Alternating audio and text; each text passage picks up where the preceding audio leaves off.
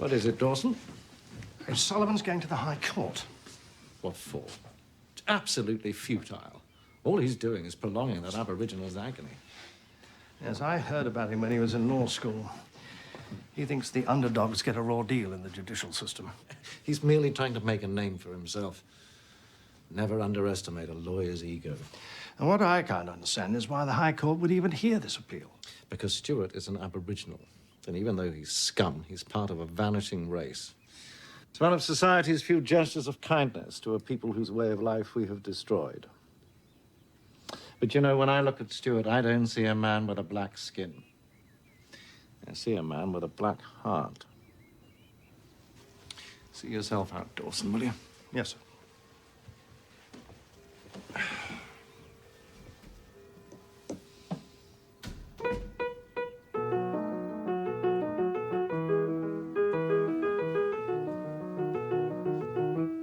How are the ladies today? Soon we will have collected enough money to build a new wing of the hospital. So it's not just gossip and ladies who lunch. The ladies were talking about you. There's no way the High Court is going to take O'Sullivan seriously. I wasn't talking about the Stewart case. I heard that it looks like you will be the next Chief Justice.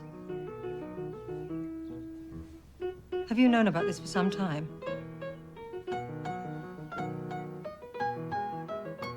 One of these days, Roderick, you should let me into your life. Remember, I share it.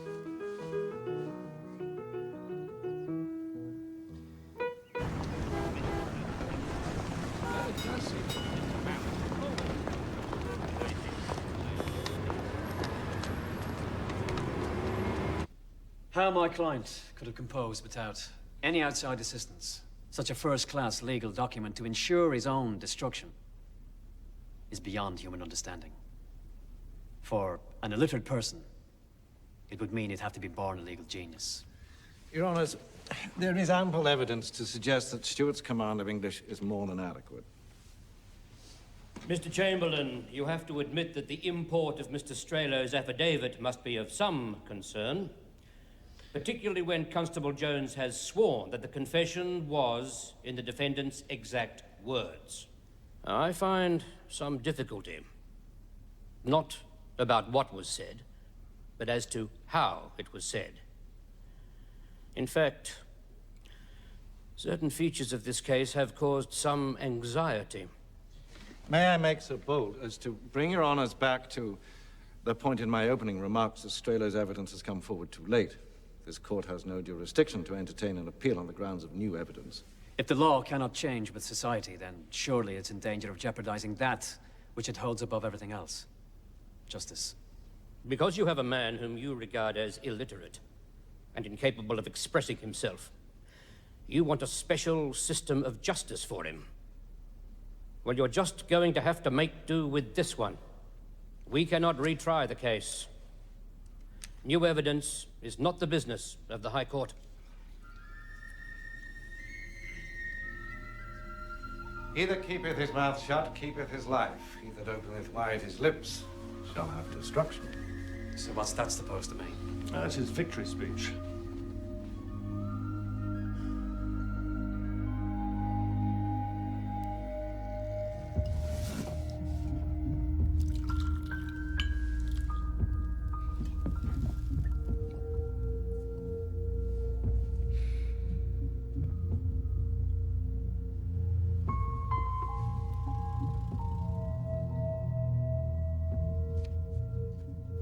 We lost the appeal.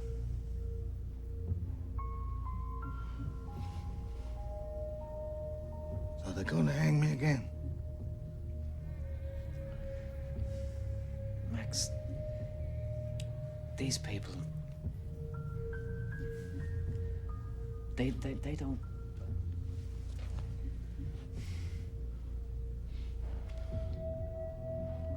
I'm a long way from home.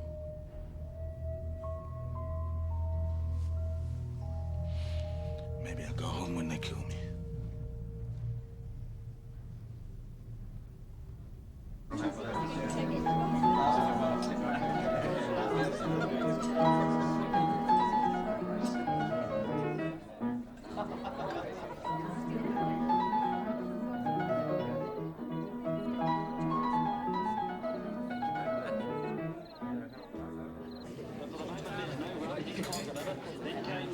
How's Max coping with it all, do you think? I don't think there's much faith left in the white man's law. There's nothing more you could have done. I think we should get out of this town. You do? May we sit down? I'm Rupert Murdoch. I own the news. This is Rowan Rivette, my editor. And you are, of course, Mr. O'Sullivan and Mr. Vane. Our first name's all right. This Max Stewart thing, they're gonna hang an innocent man, aren't they? I believe so. Rupert and I were talking about the judgment the High Court has just handed down. And one phrase stuck like a fishbone in our throat. Certain features of this case have caused some anxiety. Now, why would they say that, Dave? They know that Max couldn't have dictated the confession. But they wouldn't accept your grounds for appeal. Now look, the judicial system in this country is not only antiquated, it's against the poor and the people that can't defend themselves. We like it when people talk like that. Our crusade is to drag Adelaide into the 20th century. I mean, someone's got to get hold of the establishment and give it a good shake. That's what I'm gonna do. My newspaper is gonna defend Max with all its might. Yeah, we'll need your help. Wait a minute. Defend him from what? From hanging, of course. You can't stop him from hanging. We believe that a true Australian sense of justice demands that the guilt of a man be established beyond even the most slender of doubts. In South Australia, if a man kills, he dies for it. This is also a fight against capital punishment. We don't want to see any man hanged. Helen, I know that you understand the power of the press. Perhaps you think I'm a boy in short pants, but the one chance that you have in saving Max's life is for my newspaper to kick up a stink, so no matter what you think of me, think that my newspaper can help us save Max's life. I want you to understand that that man will hang in 3 weeks. There is no other avenue of appeal? Unless we go to the Privy Council. It's the highest court in the British Commonwealth. Only once in a blue moon did they condescend to hear an appeal. So it is possible. For a start, where would we get the money for an appeal to the Privy Council? Gentlemen, we're broke. We've been through 3 court cases and lost each one. The people in this town hate us. As far as they're concerned, we're the Abbo-loving duo who are saying the police force are corrupt and violent and the justice system is protecting them. Yes, but we're going to defeat the system by using our newspaper and by you two going to the Privy Council. This priest is certainly good human value in all this. And without him, you wouldn't have got the Strela. Excuse me. Helen, why don't we give it a try? No. The Privy Council is for experienced barristers and QCs. We're just solicitors. We can't do it. Helen, if we don't do this, who will?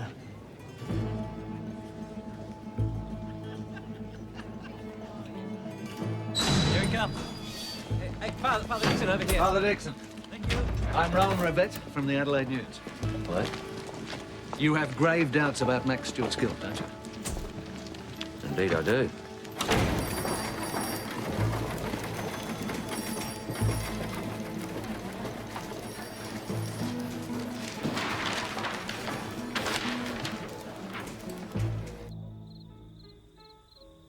I don't know why we celebrate Australia Day on January 26th. After all it is the celebration of the arrival of some convicts in New South Wales. And Adelaide was not founded by convicts. Some of our Adelaide ancestors made up for lost time.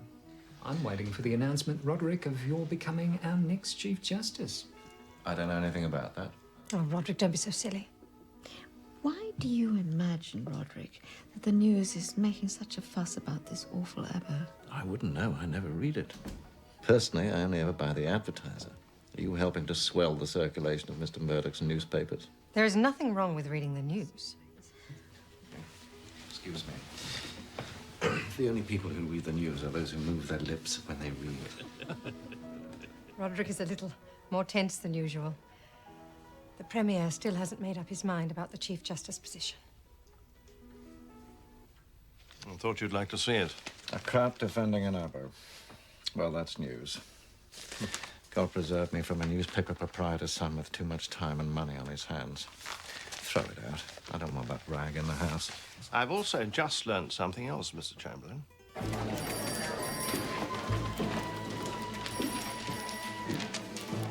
Here we are, stirring up a hornet's nest, and the advertiser has got a small item on page 5. Listen, I've been thinking we should give O'Sullivan some money. Otherwise, he's not going to get to London to even fight this. Well, what do you think? Wrong. Well, hold a public subscription. Let's get the public excited about this case. Yeah, but if they don't give enough money to sponsor him, then a man will die. Then a man will die.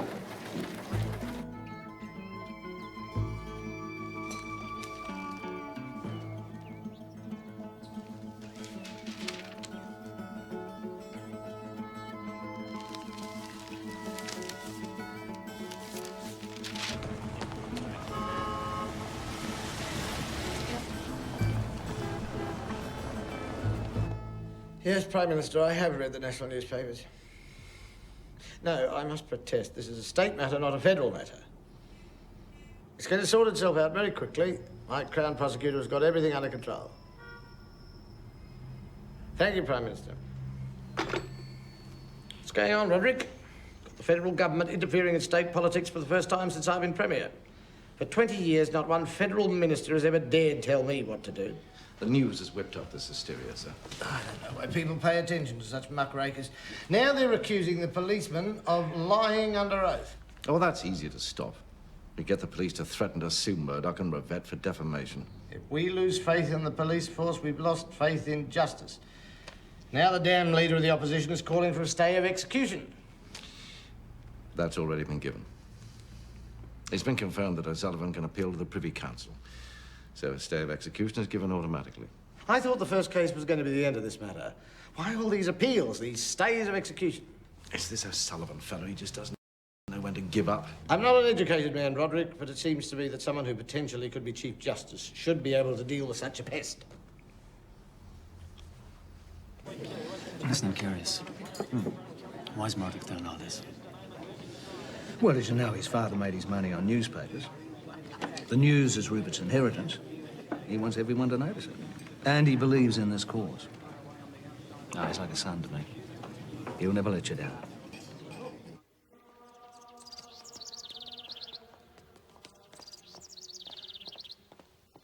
You know, Father, this scandal rag is making a proper fool of you. Well, they can say whatever they like if it'll save the man's life. But when they make a fool of you, they make a fool of the Catholic Church. Your Grace, I have complete faith that if I can find this funfair, they'll confirm Stuart's alibi that he was with them when the little girl died. Do you know where the funfair is? Somewhere in northern Queensland. Do you know how big northern Queensland is? Yes, Your Grace, but the newspaper's prepared to give me money to find them. You don't even know if these funfair people will confirm Stuart's story. No, I can't let you go. I don't want to see you constantly on the front page of that rag. Not our church. Please, Your Grace, let me go. The man will die. Get up, get up. I won't get up until you give me permission to go.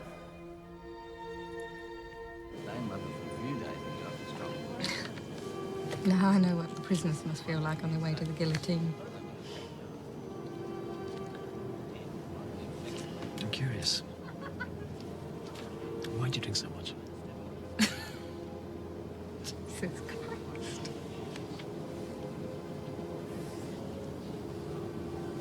Makes me feel good. Impregnable. Got me through university. Do you know what it's like to be the only woman in a lecture hall filled with men who want you to fail? A couple of drinks and I've got an ego as big as a man's. Sure. Oh! For me, thanks. I didn't know you got free drinks in economy. A gentleman in first class is paying. Excuse me.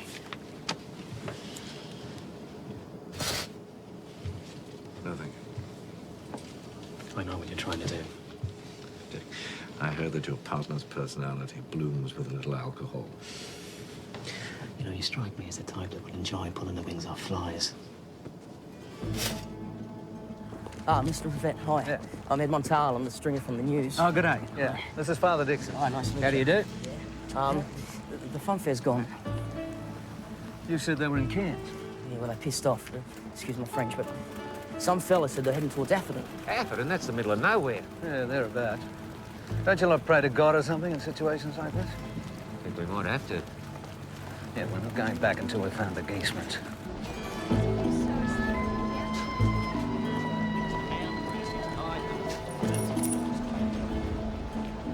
Max Stewart is a human being caught between the Stone Age and white civilization. His culture is not British, but it does have its own system of justice. We do not ask that your lordships try him under his system, but surely we have asked this of Max. You are not here to instruct us, Mr. O'Sullivan. You are here to inform us.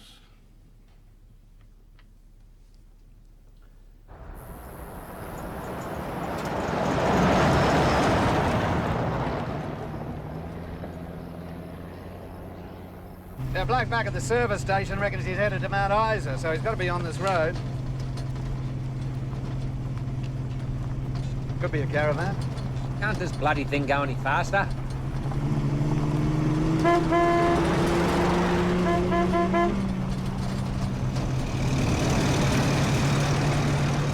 Are you Mr. Geeseman? We contend that after physically threatening and beating him, he told them what they wanted to hear. I cannot take what you have just said seriously. By undermining the good name of the police, you undermine justice.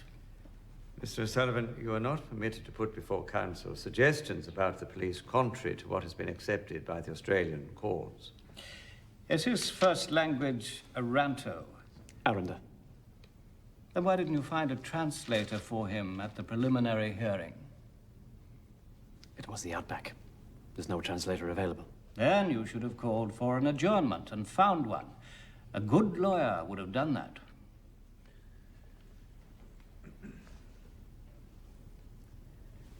My lords, we are hopeful of finding the owners of the traveling show where my client worked. We feel they will be of vital importance in this case. They will establish the whereabouts of my client at the time of the murder. But the alibi has not been established yet. Why wasn't this evidence obtained before? The show had moved on. We couldn't find it. Speak up, Mr. O'Sullivan. We couldn't find it. You couldn't find this traveling show? It was a problem of distance. No money was made available for finding them. When we represent a client, the government does not have to supply funds to defend them. You didn't come here to criticize your own government, Mr. O'Sullivan. What you're saying is that you didn't search for this funfair. You can only proceed upon the material that is before us now. Max Stewart is due to be hanged on Tuesday. And most certainly will be, unless you grant leave to appeal. Why do you say that? I can only speak of some experience of the government of South Australia. You're trying to imply that South Australia exists under some kind of lynch law, whereby innocent men are hurried to the gallows without being given the opportunity to present new evidence. If there is any substance in this information, your government will surely act on it. A man has been condemned to death. An illiterate, Aboriginal native. All because he has never been able to tell to a jury his version of what happened that day. Now, don't you understand that? I think we understand more than you think, Mr. O'Sullivan.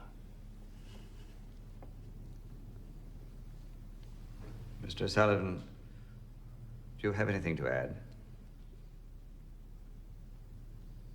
Do you wish to add anything, Mr. O'Sullivan?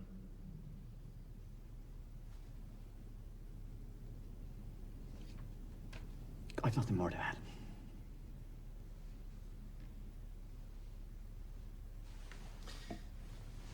There is no need for you to speak, Mr. Chamberlain. We will make our decision shortly, gentlemen.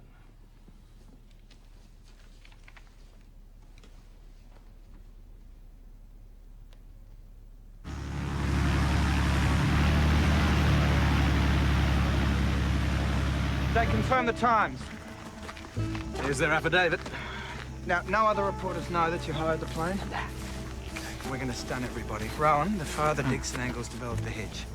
In an unanimous decision, we find there are no reasonable grounds for appeal. Thank you. This court is adjourned.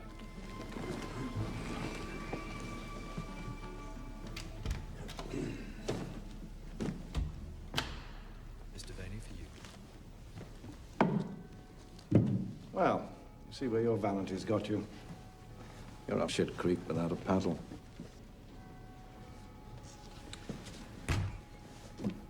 So you were right. I didn't have the experience. You know, the worst thing is, Chamberlain's right too. Every lawyer's dream to speak in front of the Privy Council. I did it out of vanity. I should have thought more of Max than I did of myself. Any other lawyer would have given up long before this.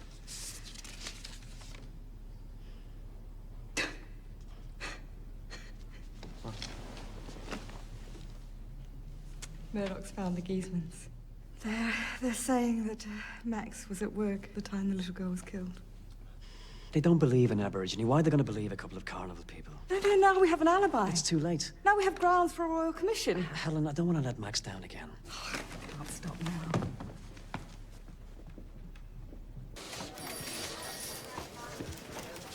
English lords. Pompous asses. Now, Max, this is a request for a stay of execution, so I just need you to sign it.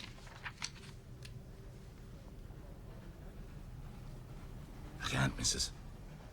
Well, Max, you must. Max, ratanuma. This many times. 7 times. They stopped this close to kill me. 7 times. I got my heart in my mouth. 7 times I've been seeing myself finish up dead. 7 times is a long time. I know, Max. No, Mrs. You do not know.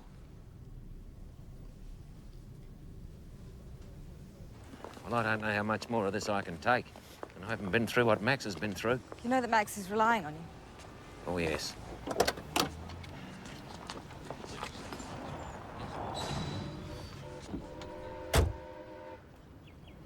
So, by the way, the police, they might have found out something about my personal life. And they could use it against us.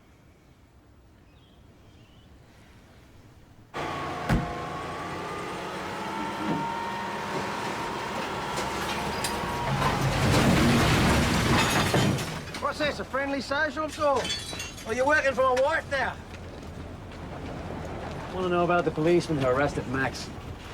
Why should I help you railroad those blokes? The nigger did it.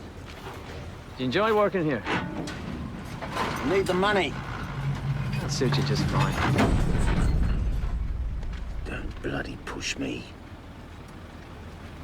You're gonna pay me for informing on my friends. Friends? They fired you from the force. They don't care about you. A cop doesn't squeal. Look how you've ended up. I've got 6 names.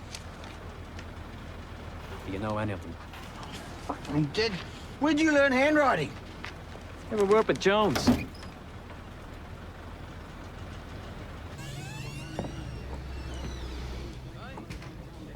Oh, I'm sorry, miss. You can't drink in here. It's a man's bar. Do you know Father Dixon? Do you see him often? We're just friends. In the biblical sense. In the biblical sense. We're worried there might be newspaper publicity about this. Well, that's the last thing he'd want. I was thinking about heading back to Victoria anyway. This is a dump. I'm not asking you to go anywhere. It'd make things easier if I went, wouldn't it?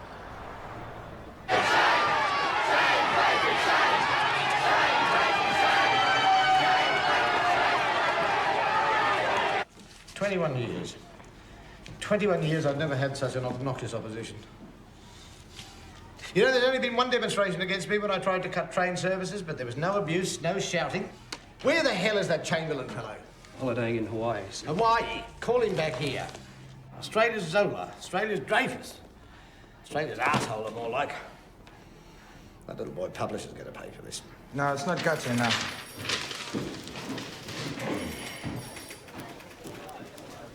What is it? We're being summoned. What for? Charging us with seditious libel. I think the general public care one way or the other. Well, besides Max Stewart, Roderick, you must be one of the most famous people in Australia. I've been following you quite closely. Have you? Is that the big print in the news or the fine print in the advertiser? Maybe the news is more honest. Honest? About what? It's obvious the police beat the confession out of Stuart. I mean, the advertiser pretends things like that don't happen. Yes, and if they can beat the confession out of him, they can do it to any one of us in this room. I'm sure they've done no such thing. Oh, don't be so silly. They thrashed that black man. No, Sullivan and Devaney will prove it. Prove what? You don't know what you're talking about. Roderick. None of you, you know nothing. You all live in a kind of cocoon. No, please, I'm going to tell you what really happened. I think you'd all better sit down. Come along, Mrs. Aston. Roderick, please. Oh, I'm sorry, Roma. I insist. Thank you, Emily.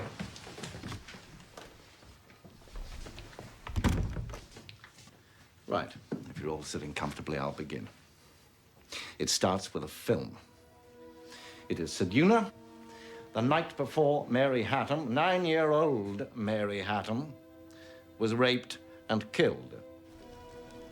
Stuart and his 15-year-old friend, Alan Moyer, had arrived in Seduna that day, and after setting up the funfair, went to the movies.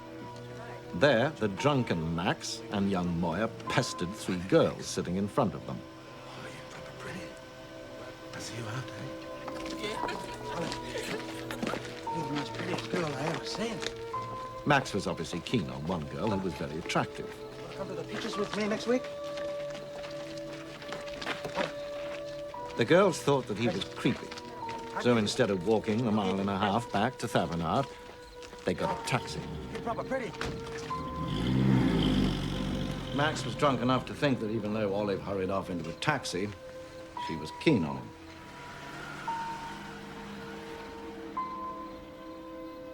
Next day, he and Moyer drank on the beach till about 1. Then they decided to head off back to the funfair. It's between 1 o'clock and 1:30 when Max suddenly decides he wants a taxi cab and gets the owner of the general store to call for one. Which is a bit strange, because it's not a long walk back to the funfair. There is no disputing this by anyone. At the most, it's only 3 or 4 minutes to the Oval, where the funfair is. Even Max agrees that if he'd seen the boss of the funfair, Giesman, he would have stayed. But it wasn't 2 o'clock, which was the starting time, and he didn't feel like lunch with the others. What he felt like was having sex with the girl from the cinema. Max asks the driver to return in half an hour, which would still give him plenty of time to get back before 2 o'clock. Stuart sent word that he wanted to meet the girl he'd met last night at the cinema. He asked where Olive was and was told quite truthfully that she wasn't there. It was her day off. So he continued to drink heavily and stewed with anger. The girl he wanted wasn't there. And the taxi had not returned as promised. He was a man who had wasted money on a taxi and had not had the sex he was expecting and was now forced to walk back in the boiling heat.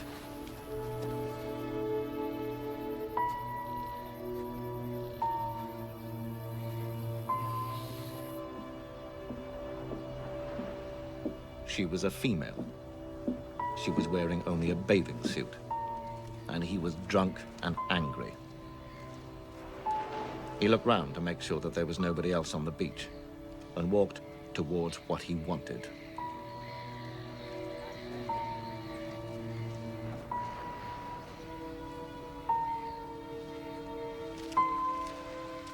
Hey, them little baddies, they live in the cave there. And I'll show you. Stuart says in his confession that he asked Mary if she'd like to see the little birdies in the cave. Oh, they're there. Right up the back. You're going to have a look now. Mary asked where the little birdies were. Max's reply was devastating. Now, you're going to hear what happened next. Roderick, don't. No, you all want to defend this man. You should know the extent of his evil. After smashing in the side of her head with a rock, he started to unbutton his clothes. Roderick, he no was in more. a drunken fury. Nevertheless, it is very difficult to rape a 9-year-old girl.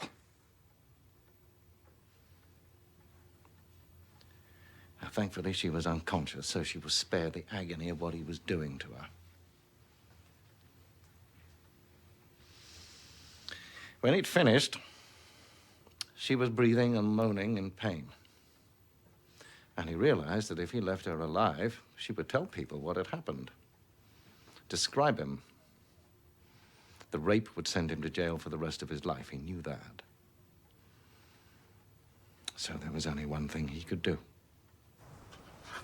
He knows if he's not careful, he'll get blood over his clothes. So he takes them off. Now naked, he picks up the rock again. And with brutal savagery, brings it down into Mary Hatham's face. 5 more times he smashes in her skull, and each time blood spurts onto his chest and face.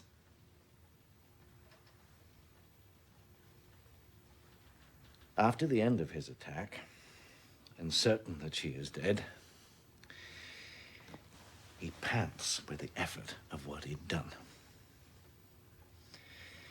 Then he notices the blood on his chest.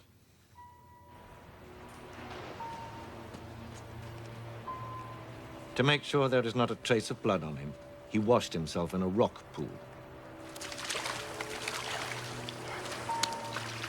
Then he put on his clothes again and headed back into town.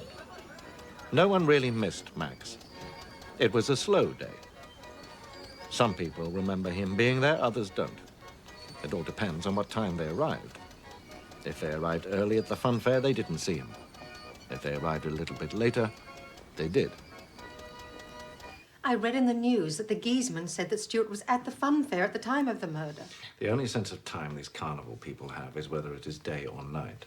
You are still avoiding the fact that the police belted the confession out of him. Sometimes the end justifies the means. Oh, some Chief Justice you'll make. Thank you, my darling.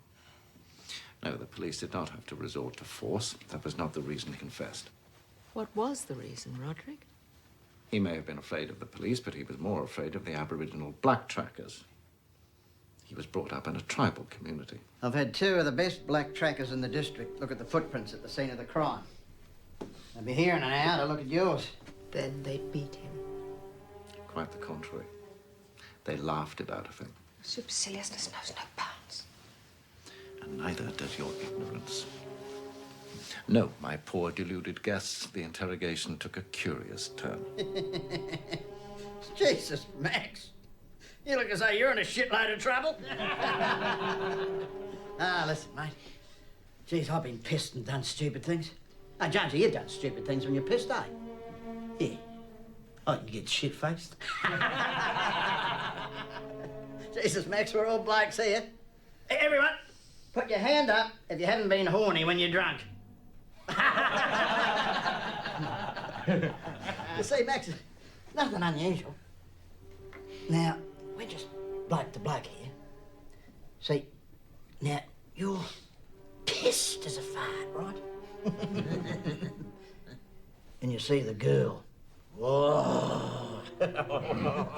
And you're horny, right? So they laugh about it. And Max confesses. Let's have a confession, Max. As if confessing to a minor traffic accident.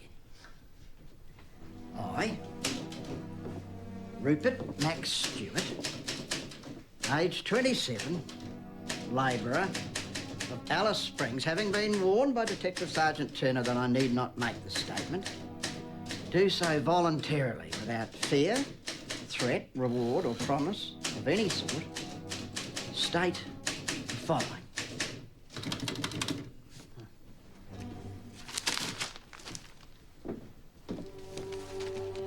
Now sign it, Max, and we'll all get some rest.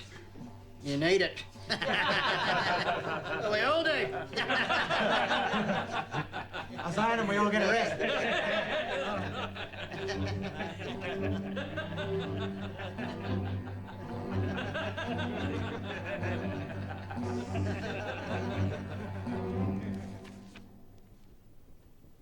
Then they stopped laughing. But that's their version, isn't it? Yes, of course. And that's the only version you want to hear, isn't it, Roderick? I'm not comparing Max Stewart to my husband's natural vigor and energy, but it would seem to me that if a man has had sex, I don't know if he goes searching for it 20 minutes later. Yes, well, that's a new addition to Stewart's alibi, that he'd had sex with one of the girls at the Thevenard Hotel. Stewart was asked to identify her from a photograph.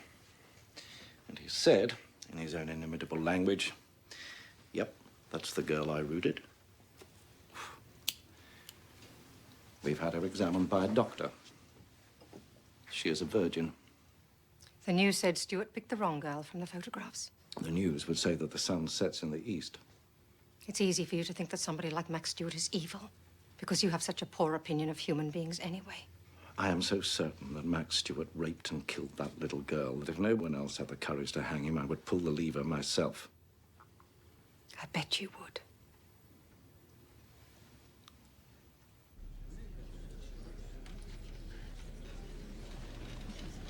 Call Norman George Giesman.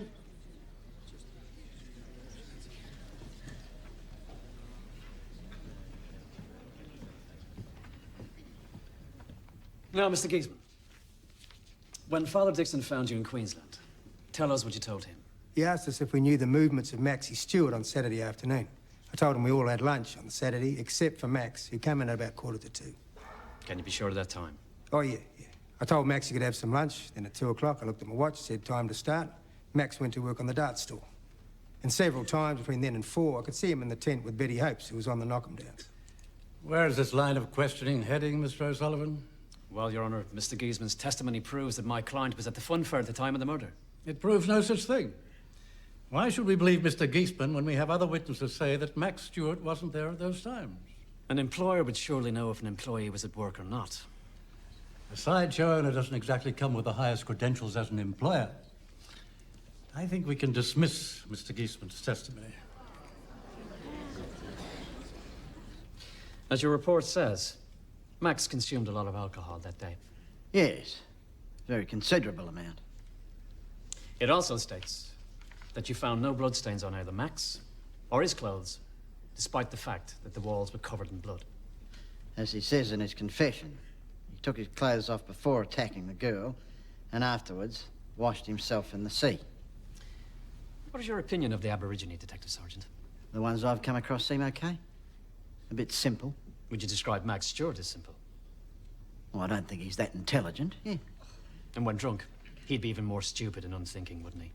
Well, judging by what he did, yes. How is it then that this stupid, unthinking brute of a man, caught up in some kind of supposed bloodlust about to rape a young girl, suddenly stops in the middle of his action, takes off all his clothes in case he gets blood on them?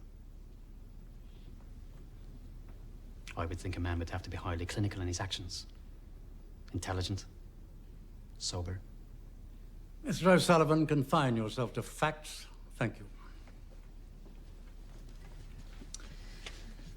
Would you say you had a bit of a short fuse when it comes to alleged sex offenders? I'm not aware of that. 2 years ago, did not you and another policeman so severely assault a man accused of a sex offense that the judge threw the case out of court? I can't recall. I'd like to give you a further opportunity to rethink your reply. Mr. O'Sullivan, the witness has already stated he cannot remember. I must be able to cross-examine this witness, Your Honor. Call the next witness. Have you ever threatened or beaten anyone during an interrogation? No, never. Let me remind you then. You were once speaking to a lawyer, Mr. Cameron Douglas. You said you didn't like questioning women because, quote, you cannot hit them over the head with a rubber hose. Did you, or didn't you say that? I can't remember. Do you then remember Mr. Douglas replying that he was surprised that such things happen? And then you said, if you don't treat them like that, you wouldn't get anywhere. No, that's a lie. I suppose you don't remember, Mr. Douglas. No, I can't remember. Perhaps I can jog your memory then. Objection, Your Honor. All of this is uncorroborated hearsay and none of it is relevant. Mr. O'Sullivan, Constable Jones has already answered he can't remember. He's not obliged to say anything more. If you want me to stop cross-examining, I'll stop. I haven't the slightest intention of stopping your cross-examination. But as far as I'm concerned, I've heard enough of this. If you're going to take that attitude, I feel it's pointless to continue. If you feel it's helping you to convince us, well and good. I feel it's impossible to convince you.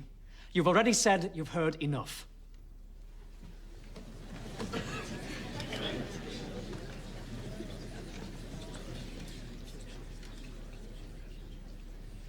Mr. Chamberlain? Thank you, Your Honor.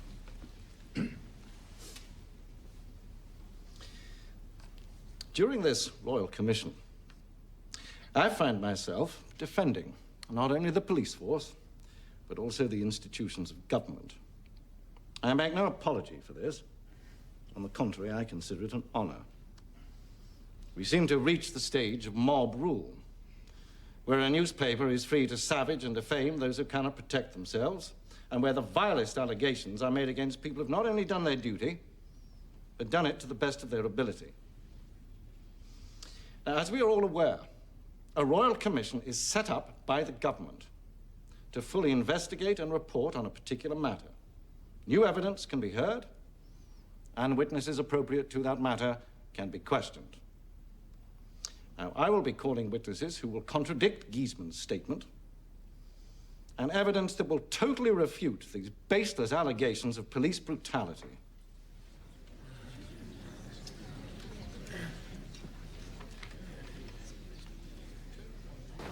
He's more bloody British than the British. There's one thing I'm looking forward to on Monday, O'Sullivan. That's cross-examining you. Enjoy your weekend.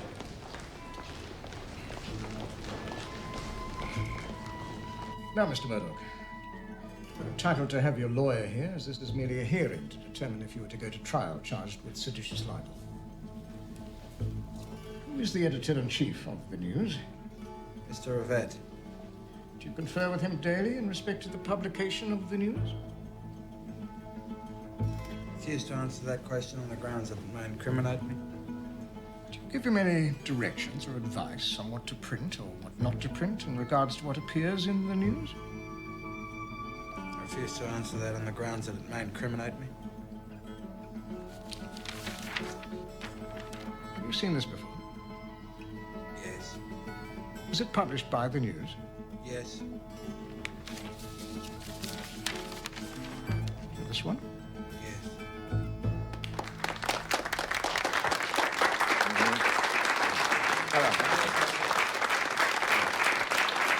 We can say that, Michael, please.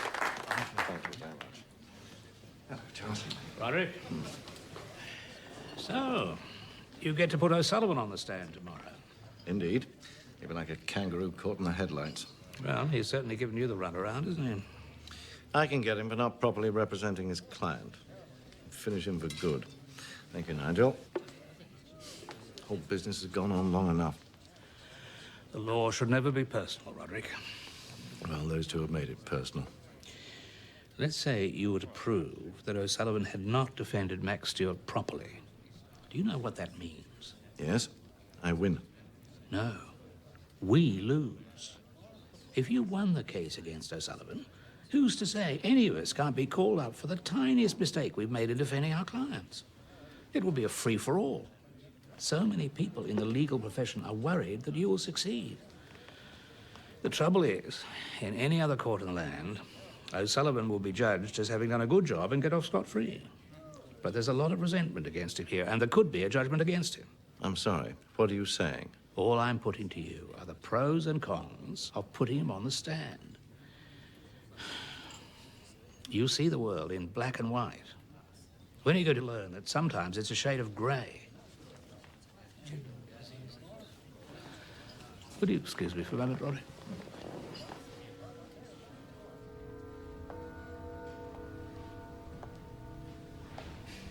Ah, good of you to see me.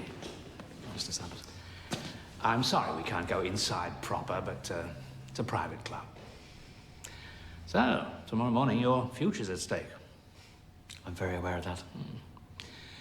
I suspect that if you were to plead guilty to something minor, like inefficiency, you couldn't fully afford to defend Max Stewart, it would result in nothing more than a rap over the knuckles. I wasn't inefficient. Merely a formula. Otherwise, if you plead not guilty and they find you guilty of not properly defending your client, lawyers such as yourself who are not well off, well, I can understand your irritation at being called to defend clients without fee simply because your lottery number comes up. Your case could be just the example to use. Lawyers called up to defend clients who can't pay for their services should be remunerated. It's natural justice. Only that way can they defend their clients' interests properly. So I'm to be used as an example. And very soon afterwards, the government will bring in legal aid to help lawyers defend their clients. You'll be much thanked. But Max is still gonna die. I'm trying to appeal to your altruism. You're trying to sacrifice me and Max. And you are attempting to undermine the integrity of the police force and the legal system in this state. Why did you bother to come and see me? I wanted to see what the offer was. I'm trying to save Max's life and my own reputation. And tomorrow you could lose both. Don't be a fool. I'm a foolish man, Justice Abbott. Good afternoon.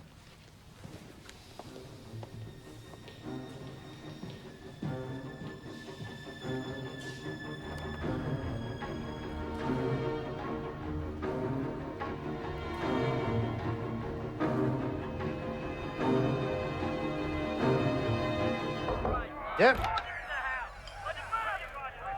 That's the Parliament. Can you believe it? No longer a place for reason and debate, it's become a place for demagogues and rabble. Roderick, I remember you telling me how simple the Stewart case would be. Well, that O'Sullivan fellow is very pesky. Pesky, yes, that's the word. I've only ever called royal commissions when I've known what the outcome would be. This time, I'm not so sure. You need have no fears on that level, sir. The judges will uphold the original verdict and he'll hang.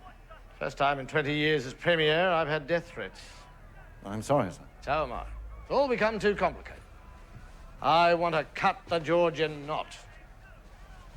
Give me the Gordian knot. Last night, I was thinking it's all very simple, and only I can provide the solution. What solution is that, sir?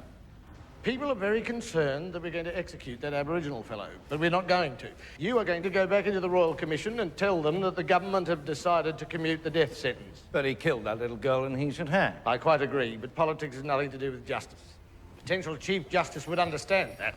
But, sir, I'm certain that the Royal Commissioners are going to confirm... The key is, Roderick, the death sentence. If we get rid of that, this whole business will be forgotten, and so will Max Stewart. But it goes against the grain of everything I believe in. I can't do it. Oh, you'll do it, because I'm the Premier and the Crown Prosecutor obeys the law, and the law now is that Max Stewart will not hang. Now, I'm going to sort out this rabble. The House will come to order.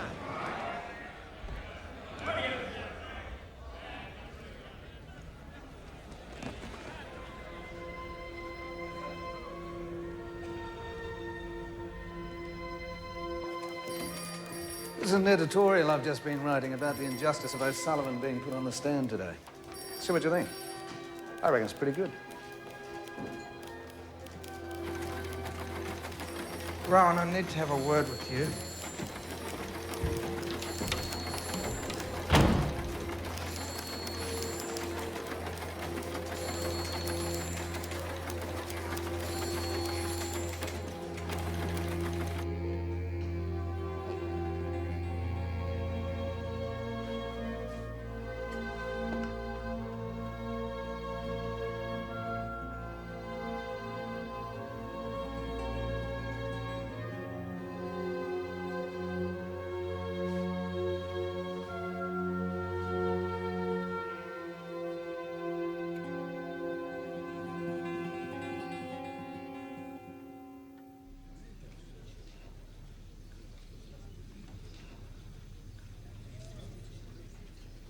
Calling a Mr. David O'Sullivan.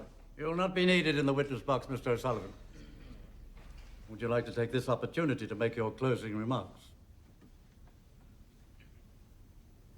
Thank you, Your Honor. First, let me address what I was accused of. Failing to get an interpreter for my client at the prelim hearing at Sejuna.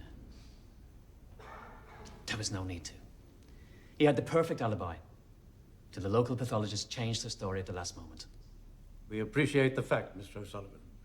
Do you also appreciate the fact there was another lead in this case? A blue Holden car was spotted near the scene of the crime. But the police did not follow up on this lead. Much easier to find a black fella than a blue car. They thought no one would care that an Aborigine got railroaded. Because who cares in this state about a boom? About a nigger? About Max Stewart? A man caught between two cultures. One grandparent was white, the other's black. He belongs in neither world. Now, there's no doubt that he drinks too much. But there's also no doubt that I believe him when he says the police were going to skin him alive unless he made that confession they wanted to hear. Just as Mr. Chamberlain here absolutely believes in his guilt, so I believe in his innocence. And it has cost me much. Even to the extent of having to defend my own professional ability. I'm not going to pretend I haven't made mistakes. Many times I've asked myself, would someone else have done a better job? This cost my partner and I our business, and here in Adelaide, our reputation. But we will only feel we've failed if Max Stewart hangs. You must know in your heart of hearts that he could not have made that confession. Your Honor, I ask you now, let right be done.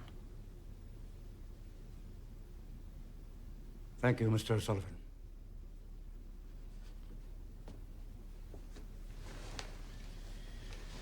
Your Honours, with your permission, I would like to address the court. Yes, Mr. Chamberlain. The Premier has instructed me to say that in the circumstances, the government has reached the conclusion that it is no longer proper to delay its decision as to the carrying out of the death sentence. I am therefore instructed to inform Your Honours that Cabinet has decided to recommend to His Excellency that the death sentence should be commuted. This decision is, of course, in no way designed to prejudice the Commission's inquiry into the propriety of the conviction. Order! Order! Thanks very much, Ivan. I appreciate that. It's very kind of you. Thank you. You think you've won, don't you, O'Sullivan? Well, let me assure you, the prison sentence he'll get will make him wish he'd been hanged. And you two will be lucky to get a case defending a parking ticket in this town. You don't know what's happened, do you? You thought you were one of them, but all they've done is made you the messenger boy. You failed, Mr. Chamberlain. But don't worry. I expect they'll give you a knighthood. Then they'll forget all about you.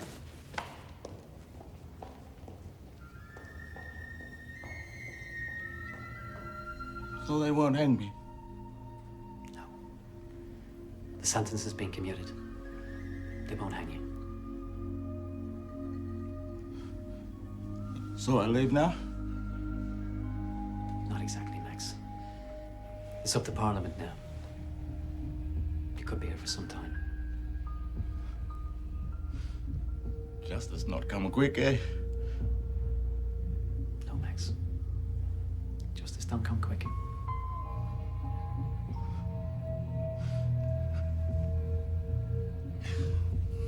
Thank you, Mr. O'Sullivan. Mr. Bailey, Father, you all done your best. I sit and wait for justice to be done.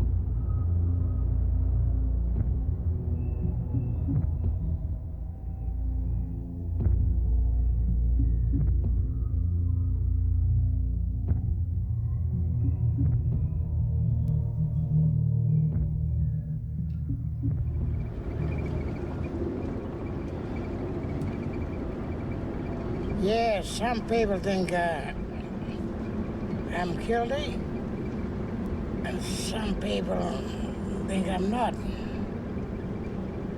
Some people think Elvis Presley is still alive, and most of them think he's dead and gone.